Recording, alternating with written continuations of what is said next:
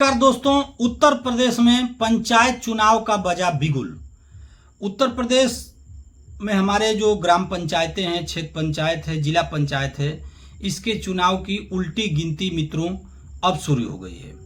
जी हाँ मित्रों, मैं जलस सिंह एक नए वीडियो में आप सभी का स्वागत करता हूं, अभिनंदन करता हूं, वंदन करता हूं।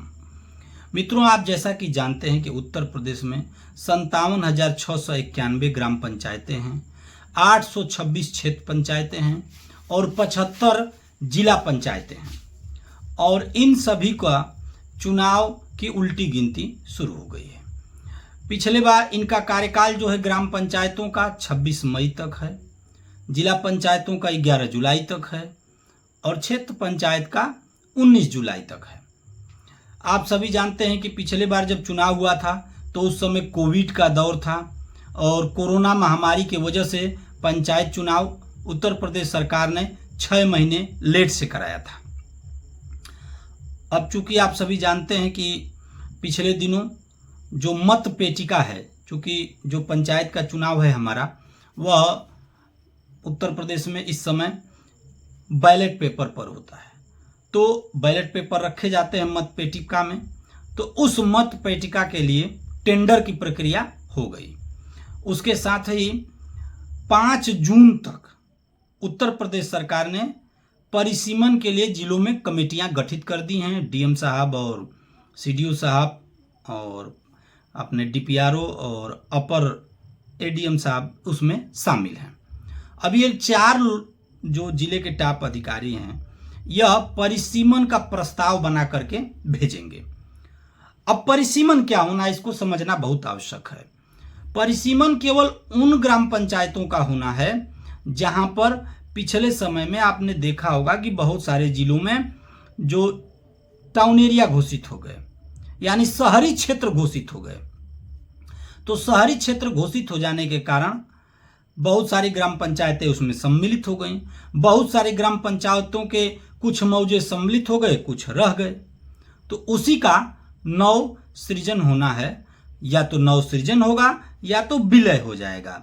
जैसे मान लीजिए कि किसी ग्राम पंचायत में 5 मौजा रहा और उसमें से 3 मौजे टाउन एरिया में शामिल हो गए या 4 मौजे टाउन एरिया में शामिल हो गए, 1 मौजा बच गया। यदि उसकी आबादी 1000 से कम है तो वह किसी ग्राम पंचायत में उसका समायोजन हो जाएगा। यदि 1000 से अधिक है तो एक नई ग्राम पंचायत का गठन हो जाएगा। इस प्रकार का परिसीमन करके 5 जून तक यह प्रस्ताव भेजना है, केवल उन जगहों पे जहां की टाउन एरिया हुई है। जिन ब्लॉकों में टाउन एरिया नहीं हुई हैं उनकी ग्राम पंचायतों पे कोई असर नहीं पड़ेगा।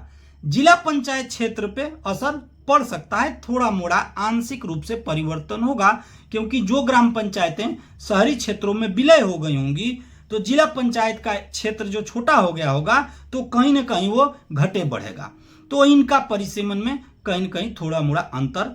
मित्रों, आप सभी जानते हैं कि पहले की सरकारों में पंचायत चुनाव 2 बार होते थे। क्षेत्र पंचायत और जिला पंचायत एक साथ होता था और ग्राम प्रधान और ग्राम प्रधान के जो सदस्य होते हैं, जिनको वार्ड मेंबर कहा जाता है, उनका चुनाव एक साथ होता था। लेकिन पिछली बार उत्तर प्रदेश सरकार ने, जो आदरणीय योगी आदित्यनाथ जी की सरकार है, उसने चारों चुनाव एक साथ कराए थे। तो इस बार भी यह संभावना है, क्योंकि सरकार वही है और आने वाला विधानसभा का चुनाव है, तो निश्चित तौर पर यह मानकर चलिए कि चारों चुनाव एक ही बार संभावित हैं, प्रस्तावित हैं, वह होंगे।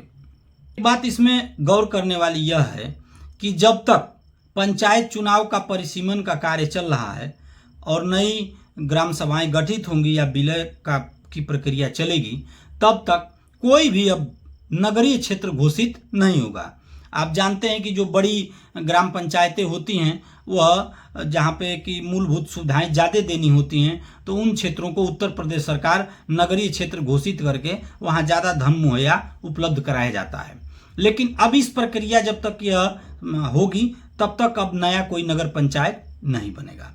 साथ में मित्रों, अगले महीने से जून या जुलाई से यह संभावित है कि जो मतदाता सूची का पुनरीक्षण का कार्यक्रम है वह प्रारंभ हो जाएगा। आप जानते हैं कि पिछली बार जिस मतदाता सूची से चुनाव हुआ था, एक बात और नोट कर लीजिए कि जो पंचायत चुनाव होते हैं उनकी मतदाता सूची अलग है, जो लोकसभा विधानसभा के चुनाव होते हैं उनकी मतदाता सूची अलग है। तो एक बार अपना नाम अवश्य देख लेंगे। इसके पुनरीक्षण का कार्य जून जुलाई से होने की प्रारंभ होने की प्रबल संभावना है, क्योंकि इस कार्य में कम से कम 6 महीने का समय लगता है। तो यह निश्चित तौर पर 6 महीने तक चलता है। यह कार्य जल्दी ही प्रारंभ करना पड़ेगा उत्तर प्रदेश सरकार को, और जिसकी सूचनाएं आनी प्रारंभ हो गई हैं। दूसरा मित्रों, आरक्षण की जो प्रक्रिया है वह चक्रानुक्रम है। आप जानते हैं कि 2015 में जो सीटें रही होंगी, जो जनजाति रही होंगी, वो जो 20 में जनजाति रही होंगी, वह इस बार जनजाति नहीं होंगी। अब अलग से 2 ग्राम पंचायतें जनजाति होंगी। इसी तरह अनुसूचित जाति के लिए आरक्षित होंगी, इसीलिए इसी तरह से पिछड़ा वर्ग के लिए आरक्षित होंगी। जो बचेंगी वह सामान्य घोषित होंगी। मित्रों, चुनाव कब होंगे, तो ये एक महत्वपूर्ण विषय है। जैसे ग्राम पंचायत का कार्यकाल यदि 26 मई तक चलने वाला है, तो या तो उसके पहले गवर्नमेंट करा ले। सरकार के पास यह अधिकार है कि वह 6 महीने पूर्व या 6 महीने बाद तक चुनाव को करा सकती है।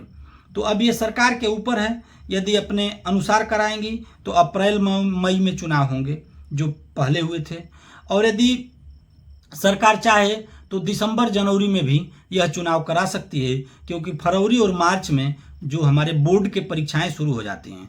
तो इस नाते यही 2 समय है। यदि सरकार की मंशा पहले की होगी, काम में तेजी होगी, तो आप इस बात का अनुमान लगा लीजिएगा कि पंचायत चुनाव दिसंबर जनवरी में होने वाले हैं।